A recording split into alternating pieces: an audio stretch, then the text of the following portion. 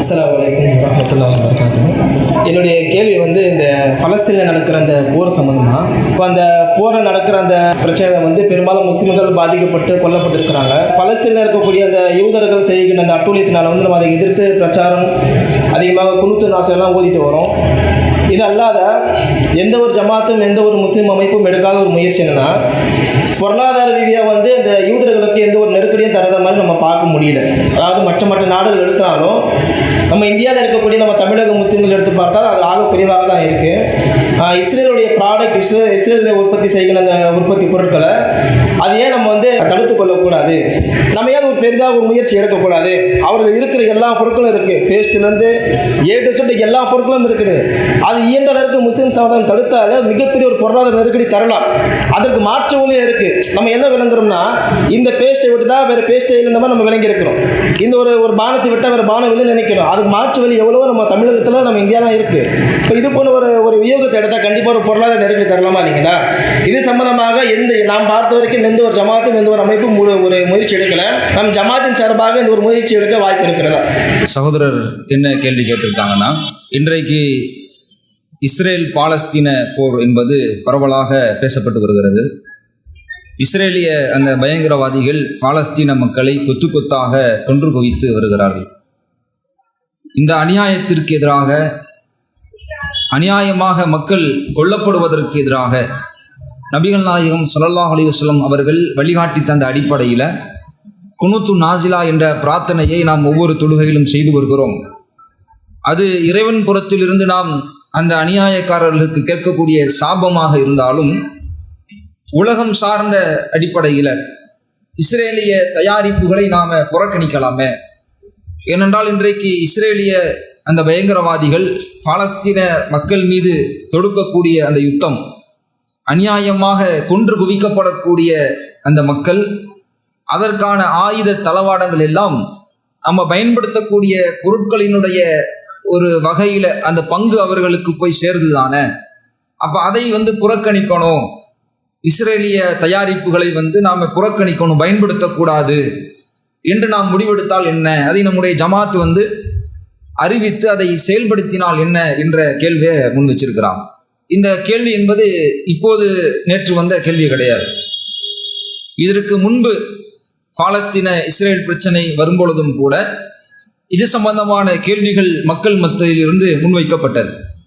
அப்போ இதில் நம்ம கவனிக்க வேண்டிய விஷயம் என்னவென்று சொன்னால், இஸ்ரேலினுடைய அந்த தாக்குதல்கள், அதற்காக அவங்க பயன்படுத்தக்கூடிய அந்த ஆயுதங்கள், அதனுடைய உற்பத்தி என்பது நாம் பயன்படுத்தக்கூடிய அந்த பொருட்கள், இஸ்ரேலுடைய நாட்டினுடைய பொருட்கள், அதன் மூலமாகத்தான் அந்த இஸ்ரேலுடைய அந்த நாட்டிற்கு அவர்கள் பொருளாதாரத்தை பெற்றுக் கொள்கிறார்கள். அந்த பொருளாதாரம் மூலமாகத்தான் அந்த ஆயுதங்களை தயாரித்து அதன் மூலம் பாலஸ்தீன மக்களை அநியாயமாக கொலை செய்கிறார்கள் என்று இருந்தால், நாம் பயன்படுத்தக்கூடிய அந்த பொருட்கள் நேரடியாக அதற்கு தொடர்பாகிறது என்று இருந்தால் கண்டிப்பாக நாம் அதை தவிர்க்கத்தான் வேண்டும். நாம் பயன்படுத்தக்கூடிய, அன்றாடம் பயன்படுத்தக்கூடிய ஒவ்வொரு பொருட்களும் அதிலிருந்து கிடைக்கப்படக்கூடிய வருவாய் நேரடியாக அந்த இஸ்ரேலிய பயங்கரவாதிகளால் ஆயுதங்கள் தயாரிப்புக்கு பயன்படுத்தப்படுது. அந்த பணத்தை கொண்டு தான் அந்த ஆயுதங்கள் தயாரிக்கப்பட்டு அநியாயமாக மக்கள் கொன்றொழிக்கப்படுகிறார்கள் என்று இருந்தால் கண்டிப்பாக அந்த பொருட்களை நாம் பயன்படுத்த கூடாது என்று சொல்வதில் எந்த விதமான தயக்கமும் நமக்கு இல்லை. ஆனால் நிதர்சனமாக நீங்கள் எடுத்து பார்த்தால், இன்றைக்கு இந்தியாவில் நாம் வாழுகிறோம். இந்தியாவில் வாழக்கூடிய நாம் பயன்படுத்தக்கூடிய அன்றாட பொருட்கள், அது பேஸ்டா இருக்கலாம், சோப்பா இருக்கலாம், ஷாம்புவா இருக்கலாம், அல்லது பெர்ஃப்யூமா இருக்கலாம், நம்ம சாப்பிடக்கூடிய குளிர்பானங்களாக இருக்கலாம், இதுவெல்லாம் இஸ்ரேலிய பொருட்கள் என்று மக்களுக்கு மத்தியில் அடையாளப்படுத்தப்பட்டிருக்கிறது. நம்ம குடிக்கிற கொக்கோ கோலாவாக இருக்கட்டும், பெப்சியா இருக்கட்டும், இன்னும் பிற பேஸ்டுகளா இருக்கட்டும், இதுவெல்லாம் இஸ்ரேலுடைய தயாரிப்பு என்று மக்களுக்கு மத்தியில் பரப்பப்படக்கூடிய ஒரு செய்தியாக இருக்கிறது. வாட்ஸ்அப்ல, சமூக வலைதளங்கள்ல பரப்பி விடப்படக்கூடிய தகவலாக இருக்கிறது. அந்த தகவல்களை வைத்துக்கொண்டு தான் இது போன்ற கேள்விகள் எல்லாம் எழுவதை நாம் பார்க்கிறோம். ஆனால் நீங்க நிதர்சனமா பார்த்தீங்கன்னா, இந்தியாவில் இஸ்ரேலினுடைய அந்த உற்பத்தி, இந்தியா இஸ்ரேலிடமிருந்து இறக்குமதி செய்து பயன்படுத்தக்கூடிய பொருட்கள், அல்லது இஸ்ரேல் என்ற நாடு இந்தியாவிலே தளமிட்டு தன்னுடைய தொழிற்சாலைகளை வைத்து இங்கிருந்து தயாரித்துக் கொள்ளக்கூடிய பொருட்கள், இதெல்லாம் எந்த மாதிரியான பொருட்களா இருக்கு? நம்ம பயன்படுத்தக்கூடிய பேஸ்ட், நம்ம குடிக்கக்கூடிய குளிர்பானங்கள், இது போன்ற பொருட்களாக இருக்குதான்னு கேட்டா கிடையாது. இஸ்ரேலினுடைய மிக முக்கியமான அந்த பொருளாதாரத்தினுடைய உற்பத்தி திறனாக இருப்பது என்பது 2022 உடைய அந்த புள்ளி விவரப்படி இஸ்ரேல் என்ற நாடு அது தன்னுடைய உற்பத்தியாக தன்னுடைய பொருளாதாரத்தை பெருக்குவதற்குண்டான மெயின் சோர்ஸாக முதல் ஆதாயமாக எதை வச்சிருக்குதுன்னு சொன்னா அந்த ரத்தினங்கள், டைமண்டு, இது மாதிரியான பொருட்களை உற்பத்தி செய்கிறார்கள். அது மாதிரி எலக்ட்ரிக் எக்யூப்மெண்ட் இருக்குல்ல, நம்ம ஃபேனா இருக்கட்டும், ஸ்விட்சா இருக்கட்டும், இது மாதிரி வயரா இருக்கட்டும், இது போன்ற எலக்ட்ரிக் எக்யூப்மெண்ட்டுகளை அதிகமாக என்ன செய்யறாங்கன்னா உற்பத்தி பண்றாங்க. மூணாவதாக அவர்கள் அதிகம் உற்பத்தி பண்ணக்கூடிய பொருள் என்னன்னு சொன்னா உரங்கள், ஃபெர்டிலைசர்ஸ், உரங்களை அதிகமாக உற்பத்தி பண்றாங்க. அது மாதிரி மினரல் ஆயில், இது போன்றவைகள். மெடிக்கல் எக்யூப்மெண்ட்ஸ், நிறைய மெடிக்கல் எக்யூப்மெண்ட்ஸ் இருக்கும். டயாலிசிஸ் பண்றதுக்கான ஒரு எக்யூப்மெண்ட் இருக்கும். கார்டியாலஜி, ஹார்ட் சம்பந்தமானதை பார்ப்பதற்கு இசிஜி போன்ற எக்யூப்மெண்ட் இருக்கும். இப்படி மருத்துவத்துறையில் பயன்படுத்தக்கூடிய மருத்துவம் சார்ந்த விஷயங்களுக்கான தகவலை பெற்றுக்கொள்ளக்கூடிய உபகரணங்கள் இருக்கும். இது மாதிரியான உபகரணங்கள் அவங்க தயாரிக்கிறாங்க.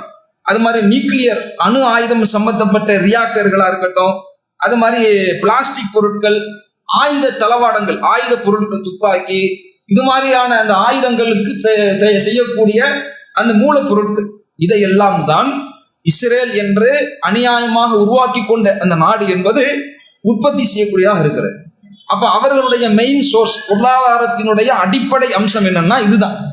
இதை வச்சுதான் அவருடைய உற்பத்திகள் உலக நாடுகள்ல இருக்கிறது. இந்தியாவில் மட்டும் இல்லை, உலக நாடுகள் அளவுல அவருடைய மெயின் கவனம், அவருடைய அந்த உற்பத்தி திறன், அவருடைய வணிக முறை எதுனா இதுதான்.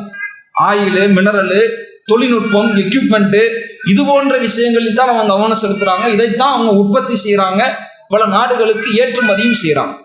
நாம நினைத்து கொண்டிருப்பதை போன்று அல்லது சமூக வலைதளங்களில் பரப்பிவிடப்படுவதை போன்று கொக்கோ கோலாவா இருக்கட்டும், பெப்சியா இருக்கட்டும், பேஸ்டா இருக்கட்டும், இந்த ஷாம்புவா இருக்கட்டும், இதெல்லாம் இஸ்ரேலுடைய பொருட்களை பயன்படுத்தக்கூடாது என்று பரப்புறாங்கல்ல, அந்த பொருட்கள் எதுவுமே இஸ்ரேலில் இருந்து தயாரிக்கப்படுவது அல்ல.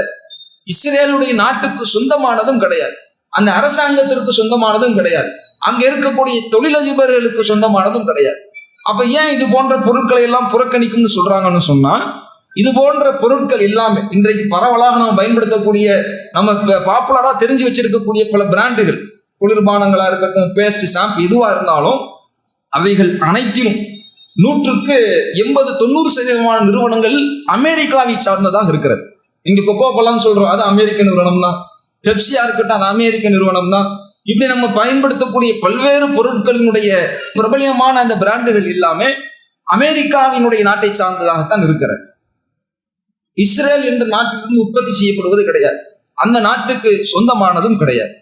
அப்ப அவங்களுக்கு சொந்தமானது இல்லை, அவர்களுக்கு அதுக்கும் சம்பந்தமே இல்லைங்கும் பொழுது எதுக்கு நாம அந்த பொருட்களை புறக்கணிக்கணும்னு சொல்லணும்? அப்படி புறக்கணிப்பதனால் அவர்களுக்கு எதுவும் பாதிப்பு ஏற்படுமான்னு கேட்டா 100% கூட பாதிப்புன்னு நம்ம சொல்ல முடியாது.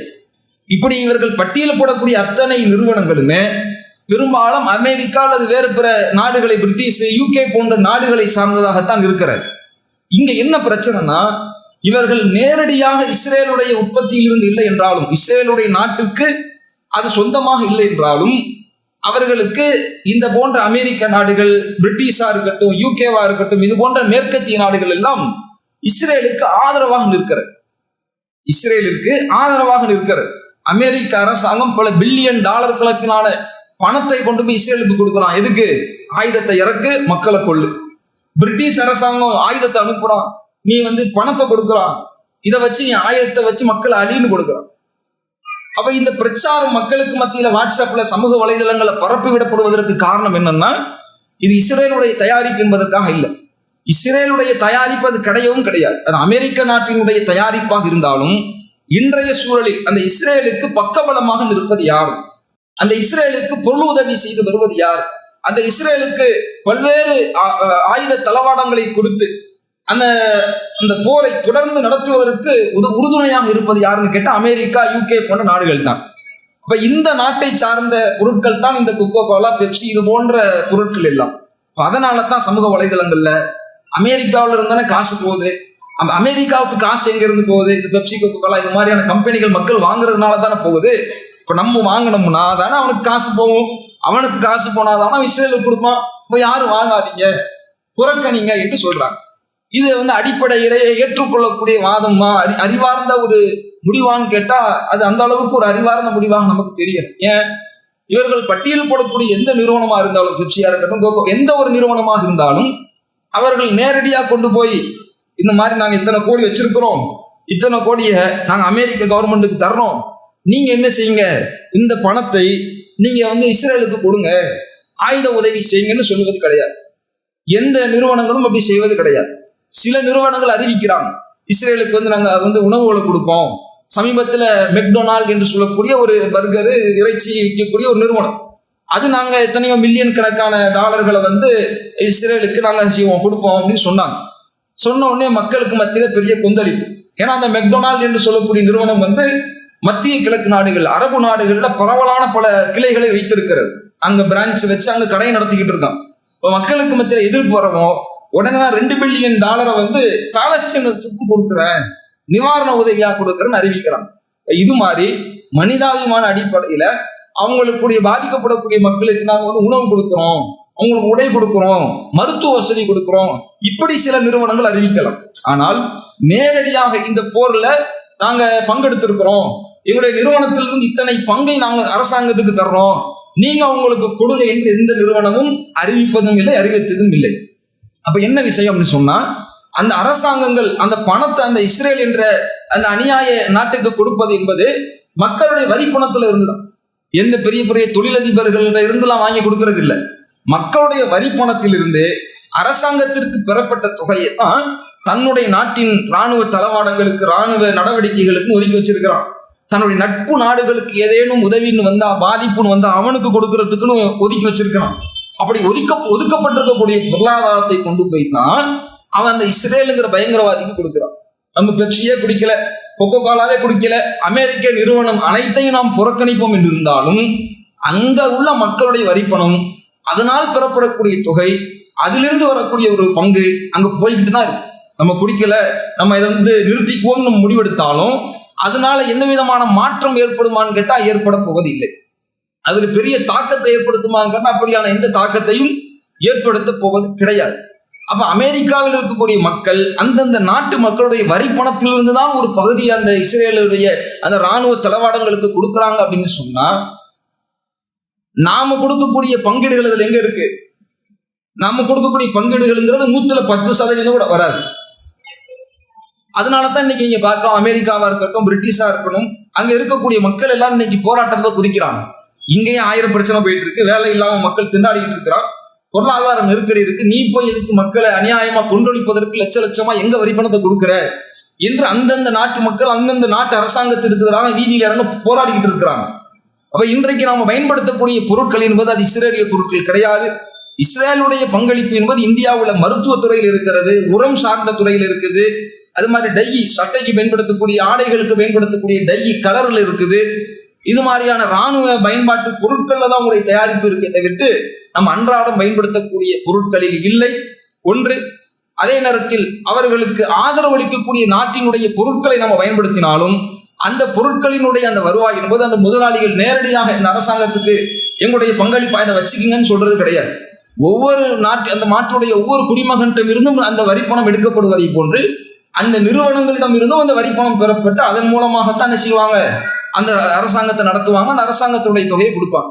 அந்த நிறுவனத்தினுடைய பணம் கிடைக்கலன்னா வேறு வகையில அந்த சோர்ஸை தேடுவோம்.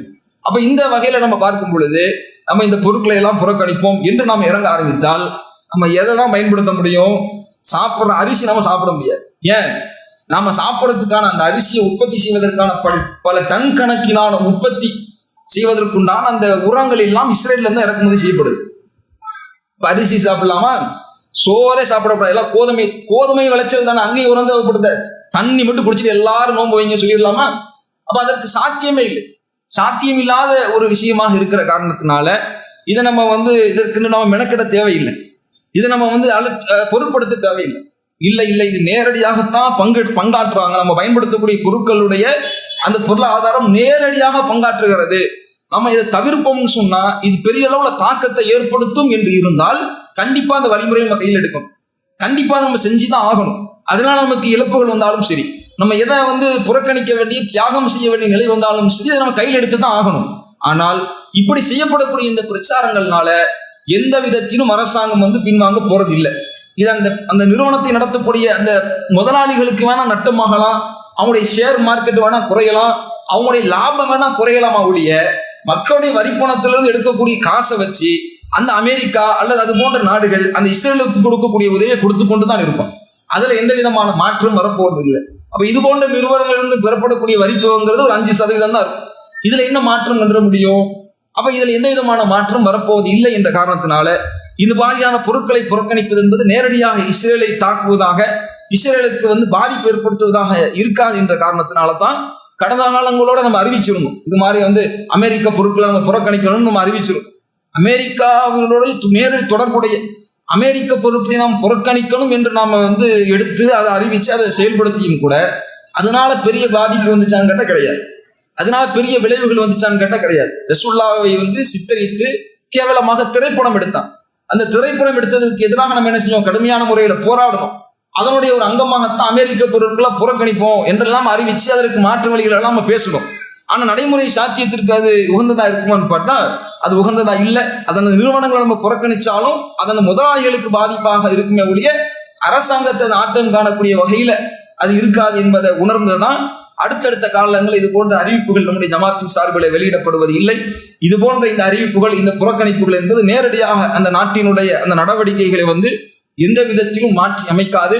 இல்லை நாங்கள் புறக்கணித்துத்தான் ஆக வேண்டும் என்று சொன்னால் நம்ம புறக்கணிக்க வேண்டிய விஷயங்கள் என்று பட்டியல் போட்டால் நிறைய விஷயங்களை நம்ம புறக்கணிக்க வேண்டியது வரும். அப்படி புறக்கணிப்பதனால எந்த விதமான பலனும் இல்லை என்ற காரணத்தினால தான் இதை ஒரு பிரச்சாரமாக முன்னெடுத்து மக்களுக்கு நாம இதை வலியுறுத்தி சொல்வது இல்லை. அல்லாஹ்வுடைய தூதர் வழிகாட்டி தந்த குனூத்து நாசிலா என்ற அந்த பிரார்த்தனை அல்லாஹ்விடத்துல பொறுப்பு ஒப்படைப்போம், அல்லாஹ் பார்த்துக் கொள்வான் என்ற அடிப்படையில் தான் நம்ம தொடர்ச்சியாக இந்த குனூத்து நாசிலா என்ற இந்த பிரார்த்தனையை நம்ம கேட்கணும்னு சொல்றோம். இது போன்ற இந்த மார்க்கம் வழிகாட்டி தந்த இந்த யுக்திகளை, நடைமுறைகளை, பிரார்த்தனைகளை நம்ம முன்னெடுப்பதே ஆக சிறந்தது. நம்ம உலகம் சார்ந்த ரீதியில நம்ம எடுக்கக்கூடிய முடிவுகள் அது பெரிய அளவில் தாக்கத்தை ஏற்படுத்தும் என்று இருந்தால் நம்ம கண்டிப்பா செய்யணும். ஆனா அது மாதிரியான தாக்கத்தை இது ஏற்படுத்த போவது இல்லை. நம்ம என்னதான் புறக்கணிச்சாலும் இந்த போர் அவங்களாம் நிறுத்தணும் என்று முடிவு செய்தாலே ஒழிய நாம் புறக்கணிப்பதனால் நிற்கப் போவது இல்லை என்ற உண்மையை நம்ம விளங்கிக் கொள்ளணும். இதற்கான கேள்வி பதிலாக இதை சொல்லிக் இஸ்லாம் மற்றும் சமுதாய செய்திகளை அறிந்து கொள்ள தமிழ்நாடு தௌஹீத் ஜமாஅத் யூடியூப் பக்கத்தை உடனடியாக சப்ஸ்கிரைப் செய்து கொள்ளுங்கள். மேலும் பெல் பட்டனையும் கிளிக் செய்து கொள்ளுங்கள்.